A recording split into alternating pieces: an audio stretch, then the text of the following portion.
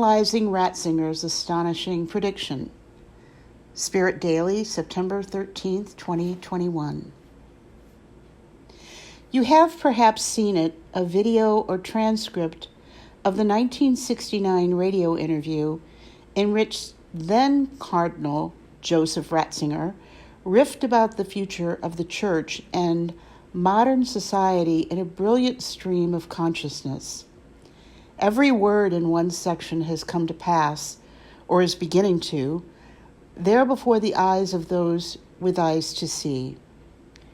We posted a transcript of it years ago, as well as a video of it more recently, but it is slamming home that particular segment in the video with more force now. Let us ask ourselves honestly in prayer how much of it may pertain to each of us. A few snippets. The future of the church can and will exude from those whose roots are deep and who live from the pure fullness of their faith, said the future Pope. It will not exude from those who accommodate themselves merely to the passing moment, or from those who criticize others and assume that they themselves are infallible measuring rods.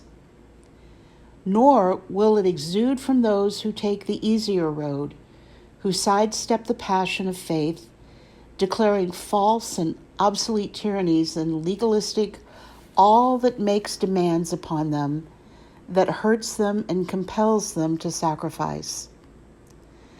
To put this more positively, the future of the church will be reshaped by saints, by men whose minds probe deeper than the slogans of the day, whose minds see more than others see, because their minds embrace a wider reality.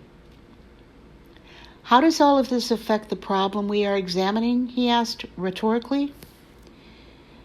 We have no need of a church that celebrates the cult of action in political prayers, he intoned.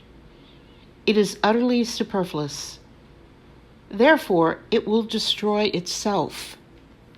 What will remain is the Church of Jesus Christ, the church that believes in the God who has become man and promises us life beyond death.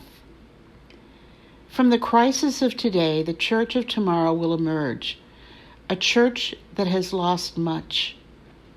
She will become small and will have to start afresh, more or less, from the beginning. The early apostolic times read Scripture to revisit how it was and in Benedict's binds will be. It means the big talk of those who prophesy a church without God and without faith is all empty chatter. She will no longer be able to inhabit many of the edifices she built in prosperity, he admits. As the number of her adherents diminishes, so it will lose many of her social privileges. In contrast to an earlier age, it will be seen much more as a voluntary society entered only by free decision.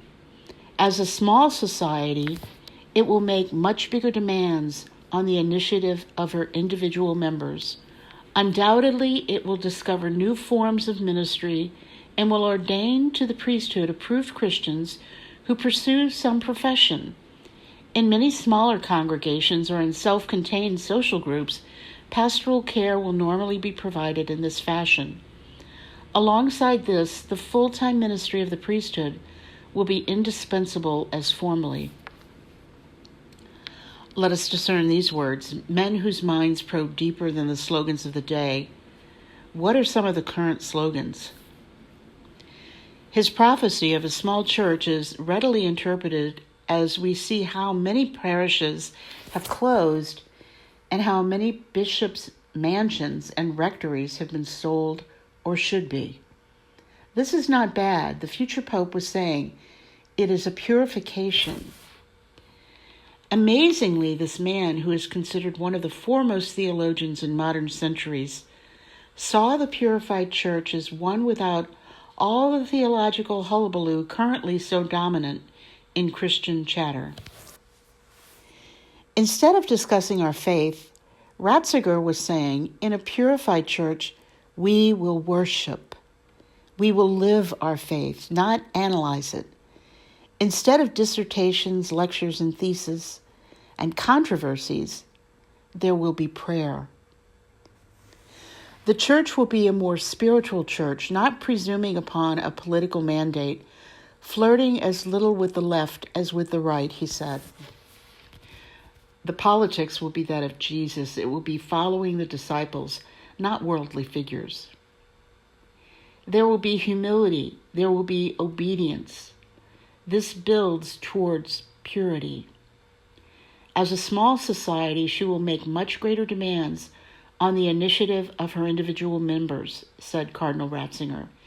To repeat, in 1969, undoubtedly she will find new forms of ministry and will ordain to the priesthood approved Christians who pursue some profession. In many smaller congregations or social groups, pastoral care will normally be provided in this fashion. Alongside this, the full-time ministry of the priesthood will be indispensable as formerly, but in all the changes of which one might guess, the church will find its essence afresh and with full conviction in that which was always at her center, faith in the true and God, in Jesus Christ, the Son of God made man, in the presence of the Spirit, until the end of the world. In faith and prayer, she will again recognize the sacraments as the worship of God and not as a subject for liturgical scholarship. Let us repeat, in faith and prayer, she will again recognize the sacraments as the worship of God and not as a subject for liturgical scholarship. For many have strayed. It will be hard going for the church, for the process of crystallization and clarification will cost her much valuable energy, said Cardinal Ratzinger. It will make her poor and cause her to become the church of the meek. The process will be all the more arduous, for sectarian narrow-mindedness as well as pompous self-will will have to be shed, he said. The definition of sectarian is denoting or concerning a sect or sects, and a member of a sect, schismatic, disruptor, zealot, partisan, atheist, separatist, skeptic, militant, and bigot, a tone and message surprisingly similar to those of the current pontiff. One may predict that all of this will take time. When the trial of the sifting is past, a great power will flow from a more spiritualized and simplified church, he said, to repeat, brilliant phrase, the trial of the sifting. Men in church in a totally planned world will find themselves unspeakably lonely. If they have completely lost sight of God, they will feel the whole horror of their poverty. Then they will find the little flock of believers as something wholly new. They will discover it as an answer to which they have always been searching in secret. And so it seems certain to me that the church is facing very hard times. The real crisis has scarcely begun. We will have to count on terrific upheavals. But I am equally certain, said the future Pope, about what will remain at the end. Not the church of the political cult, which is dead already, but the church of faith.